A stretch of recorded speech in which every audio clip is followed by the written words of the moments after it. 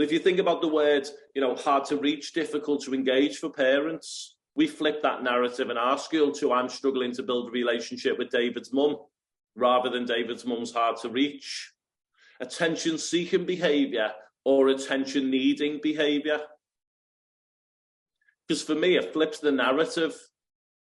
The reason I just changed some of this language, colleagues, is because the language we use does create the reality students experience. These are the worst year nines we've had for years. Who wants to then teach year nine?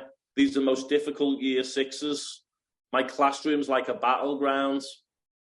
Me personally, I had a phase in my career where I used to dread the Sunday. I used to lose half of my Sunday by, work.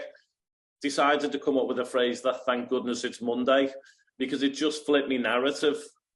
Because the language we use creates the reality we experience. A personal one for me, colleagues, I used to really despise the phrase single parent family.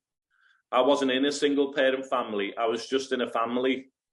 Do you talk about pupil premium in front of students? Because for me, I'd rather focus more on the pupil and less on the premium.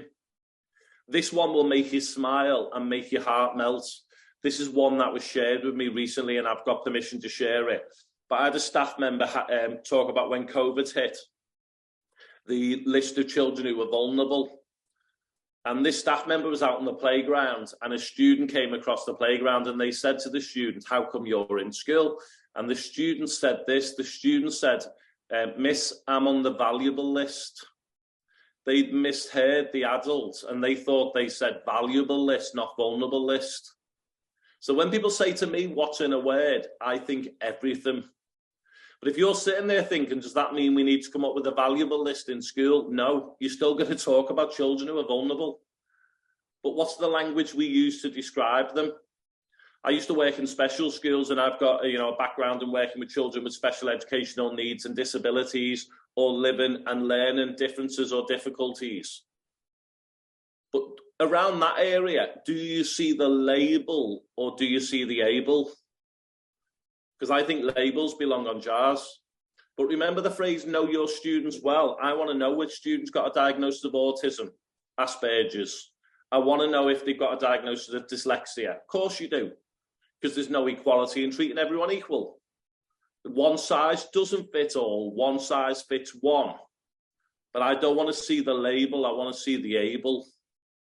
And my worry with some of this stuff is that you also might be sitting there saying, well, Mark, this just feels like common sense.